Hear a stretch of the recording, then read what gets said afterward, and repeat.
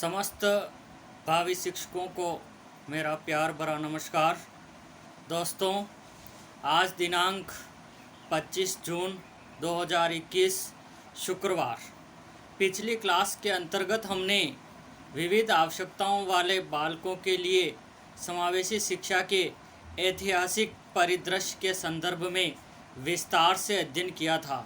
दोस्तों, शिक्षण के कार्य को आगे बढ़ाते हुए आज की इस क्लास के अंतर्गत हम शिक्षा के अधिकार के संदर्भ में सभी बच्चों के लिए शिक्षा हेतु समावेशी शिक्षा के लाभ इस विषय वस्तु के ऊपर विस्तार से अध्ययन करेंगे।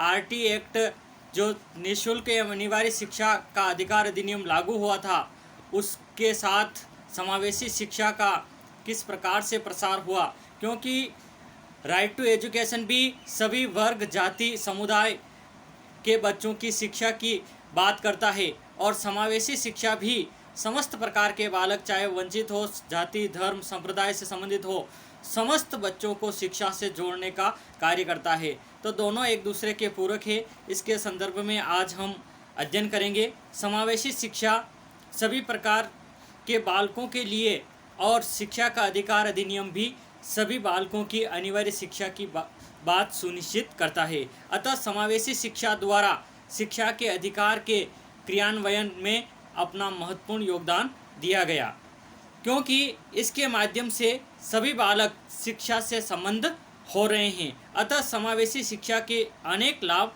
प्राप्त हो रहे हैं। इन लाभों के अध्ययन के लिए शिक्षा के अधिकार अधिनियम को समझना हमारे लिए बहुत ही आवश्यक है। यह अधिनियम यानी कि शिक्षा का अधिकार अधिनियम यह सुनिश्चित करता है कि प्रत्येक बालक को गुणवत्तापूर्ण प्राथमिक शिक्षा का अधिकार प्राप्त है और इसे राज्य, परिवार और समुदाय की सहायता से पूर्ण किया जा सकता है।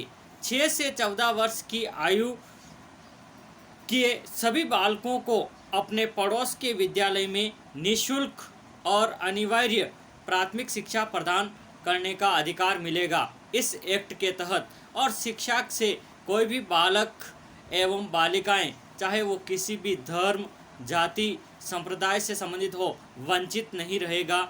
इस अधिनियम का मूल ध्येय था। इसके लिए बालक या उनके परिवार से प्राथमिक शिक्षा प्राप्त करने के लिए कोई भी प्रत्यक्ष या अप्रत्यक्ष कर यानी कि शुल्क विद्यालय नहीं लेगा, चाहे वो विद्यालय शुल्क हो, गणवेश शुल्क हो, पाठ्य पुस्तकें हो, मध्याह्न का भोजन हो, परिवहन शुल्क हो।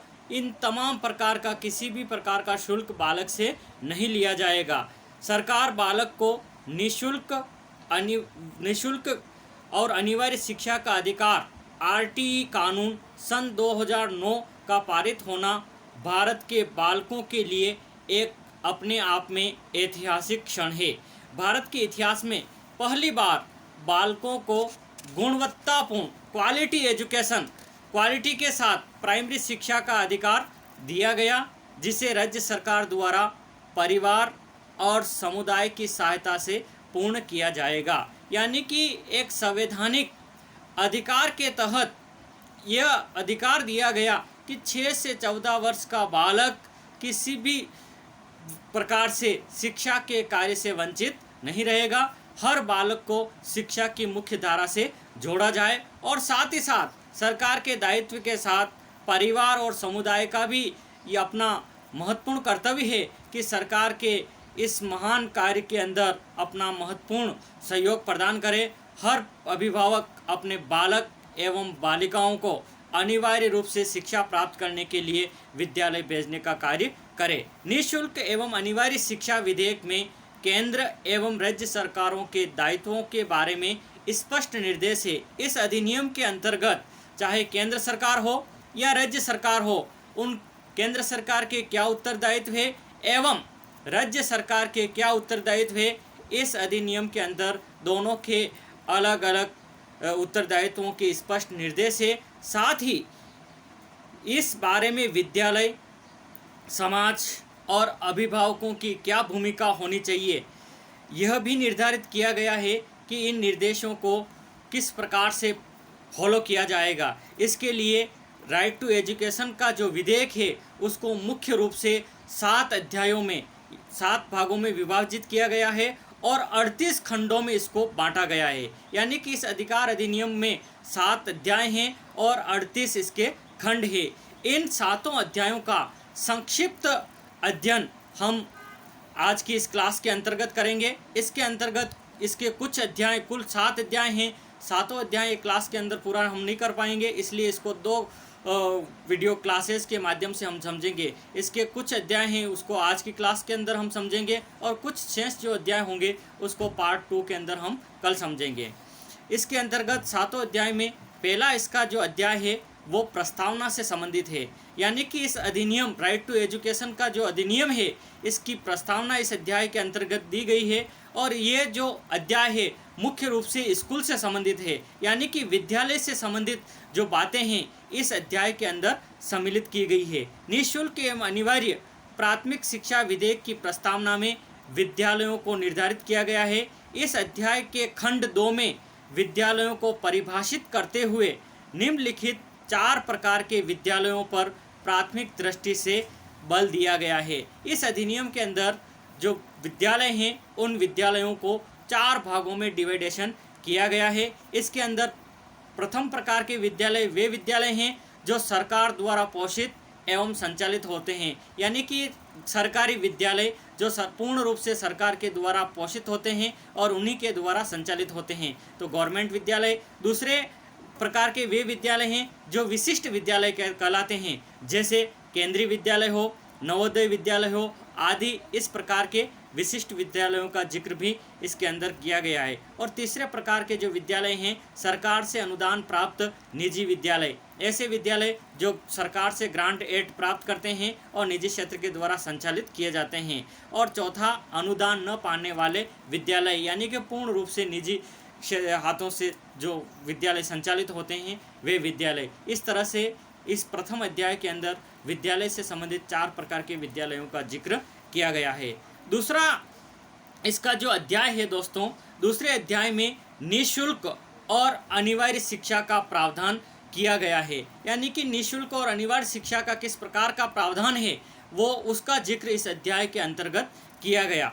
और इसके अंतर्गत विधेयक के दूसरे अध्याय में निःशुल्क एवं अनिवार्य शिक्षा के प्रावधानों को स्पष्ट किया गया है। इस अध्याय के अंतर्गत 6 से 14 वर्ष की आयु के बालक को अपनी शिक्षा के लिए कोई व्यय नहीं देना होगा। ये स्पष्ट इसका निर्देशन है इसके अंतर्गत कि ये जो शिक्षा है पूर्ण रूप से निःशुल्क होगी एवं अनिवार्य होगी। इसलिए 6 से 14 वर्ष का कोई भी बालक एवं बालिकाएं हैं तो उनको शिक्षा के लिए किसी भी प्रकार का व्यय देने की आवश्यकता नहीं है। यदि कोई बालक अधिक आयु अर्थात 8, 9, 10 या 12 वर्ष का है और शिक्षा प्राप्त करना चाहता है, यानी कि प्राइमरी एजुकेशन की उसकी जो एज थी वो एज किन्हीं कारणों से निकल गई है और वो प्राथमिक शिक्षा नहीं ले पाया है, तो ऐसे बालकों का भी इस एक्ट के अंदर जिक्र है। और वो बालक यदि निःशुल्क शिक्षा लेना चाहता है तब भी उससे कोई शुल्क नहीं लिया जाएगा।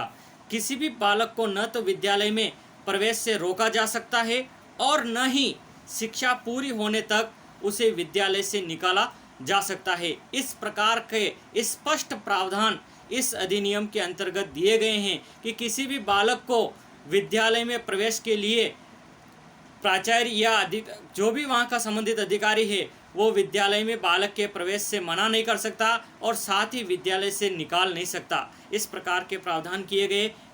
विधेयक में यह भी प्रावधान है कि यदि कोई बालक निर्धारित 14 वर्ष की आयु तक प्राथमिक शिक्षा पूरी नहीं कर पाता तो उसके बाद भी उसे निःशुल्क शिक्षा दी जाती रहेगी। यदि बालक को एक विद्यालय में पूरी शिक्षा प्राप्त नहीं हो पाती तो वह दूसरी विद्यालय में अपना स्थानांतरण करा सकता है। किन्हीं कारणों से, पारिवारिक कारण या अन्य कोई कारण हो कि बालक कुछ कक्षाएं यहाँ पढ़ता है और उस विद्यालय के अंदर उसकी पूरी एजुकेशन पूरी नहीं होती और वो दूसरे विद्यालय में जाता है, तो स्थानांतरण की सुविधा भी इस अधिनियम के अंतर्गत दी गई है, जो कि अध्याय 2 के अंदर इसके अंदर स्पष्ट इसका उल्लेख है।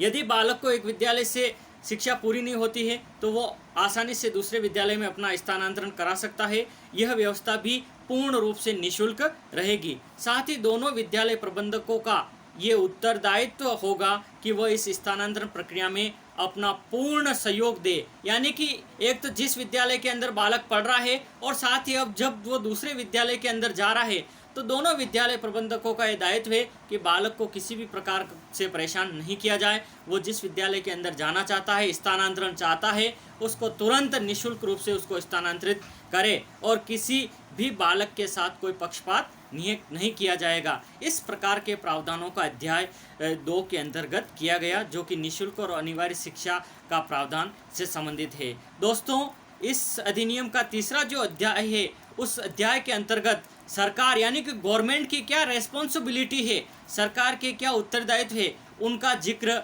इस अध्याय 3 के अंतर्गत किया गया है। अध्याय 3 में निःशुल्क एवं अनिवार्य शिक्षा विधेयक की अनुपालना के लिए केंद्र सरकार एवं राज्य सरकार तथा स्थानीय सरकार के उत्तरदायित्व निर्धारित किए गए हैं। क्योंकि शिक्षा का जो स्तर है 3 स्तरों पर होता है, केंद्रीय स्तर, राज्य स्तर और स्थानीय स्तर। स्थानीय स्तर के अंदर जो हमारी स्वायत्त ग्राम पंचायत से संबंधित जो संस्थाएं होती हैं, यानी कि जिला परिषद, नगर पालिका आदि, उसके तहत इनके उत्तरदायित्व निर्धारित किए गए हैं। विधेयक में स्पष्ट किया गया है कि इसके लागू होने के 3 वर्ष के अंदर सरकार द्वारा समुचित विद्यालयों का प्रबंध किया जाएगा। यानी कि ये एक्ट लागू होने के 3 वर्ष के अंदर अंदर सरकार का ये उत्तरदायित्व है कि शिक्षा की पूर्ण सुनिश्चितता के लिए यदि विद्यालयों की आवश्यकता है, टीचर्स की आवश्यकता है या शिक्षा से संबंधित अन्य संसाधनों का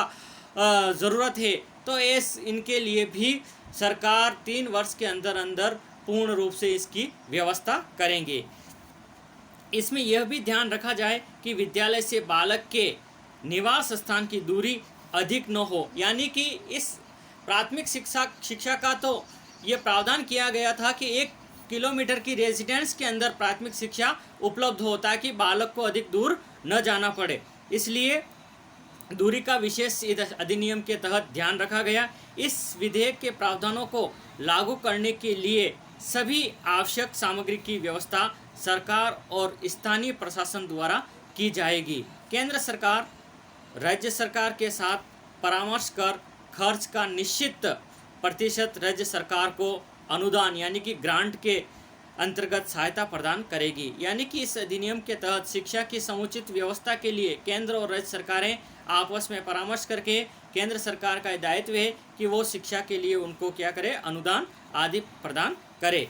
साथ ही केंद्र सरकार राष्ट्रीय पाठ्यचर्या का फ्रेमवर्क तैयार करेगी। यानी कि राष्ट्रीय स्तर का एक पाठ्यक्रम केंद्र सरकार तैयार करेगी। शिक्षकों के प्रशिक्षण के लिए यानी कि टीचर्स ट्रेनिंग के लिए मानदंड लागू करेगी और नवाचार, इनोवेशन, अनुसंधान, नियोजन एवं क्षमता विकास को प्रोत्साहित करने हेतु राज्य सरकारों को आवश्यक तकनीकी सहायता और संसाधन उपलब्ध कराएगी।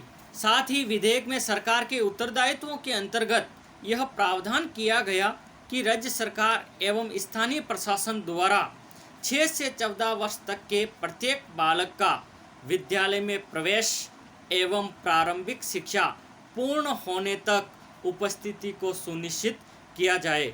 साथ ही यह भी सुनिश्चित किया जाए कि कमजोर और वंचित वर्ग के बालकों के साथ कोई भेदभाव न हो। इस अधिनियम के अंतर्गत यह भी स्पष्ट प्रावधान है कि जो गरीब, शोषित एवं पिछड़े जो समाज से संबंधित जो बालक हैं, उन बालकों के साथ किसी भी प्रकार का कोई भेदभाव नहीं किया जाएगा और यह सुनिश्चित किया जाएगा कि उनको शिक्षा प्राप्ति करने में किसी भी प्रकार का कोई समस्या का सामना न करना पड़े। वो बालक बिना भेदभाव के साथ आसानी से अपनी शिक्षा पूर्ण करे। विद्यालय भवन, शिक्षक और शिक्षण सामग्री सहित सभी आवश्यक व्यवस्थाएं सरकार और स्थानीय शासन द्वारा की जाएगी। यानी कि विद्यालय की आवश्यकता हो, चाहे बिल्डिंग्स की आवश्यकता हो या टीचिंग लर्निंग मटेरियल की आवश्यकता हो, सारी की सारी व्यवस्थाएं निःशुल्क होगी और इसकी व्यवस्था का प्रबंध का दायित्व सरकारों का है और स्थानीय शासन द्वारा किया जाएगा। केंद्र सरकार और राज्य सरकार दोनों का ये उत्तरदायित्व होगा कि वे इस विधेयक के प्रावधानों के क्रियान्वयन के लिए समुचित धन का प्रबंध करें। इसी अध्याय में अब बालकों के अभिभावकों के लिए भी निर्देश है कि वे प्रत्येक अभिभावक अपने 6 से 14 वर्ष तक के प्रत्येक बालक को विद्यालय में प्रवेश दिलाए। यानी कि सरकार के उत्तरदायित्वों के साथ साथ इस तीसरे अध्याय में अभिभावकों के उत्तरदायित्व का भी जिक्र किया गया है कि वे अपने बालकों को विद्यालय में प्रवेश दिलाए और उनकी पढ़ाई लिखाई का पूरा ध्यान दें। तो दोस्तों, इस प्रकार से आज की क्लास के अंतर्गत आरटीए एक्ट के हमने 3 अध्यायों का अध्ययन किया था। कुल इसके 7 अध्याय हैं। बाकी के 4 अध्यायों का अध्ययन हम अगली क्लास के अंतर्गत विस्तार से करेंगे। धन्यवाद। जय हिंद, जय भारत।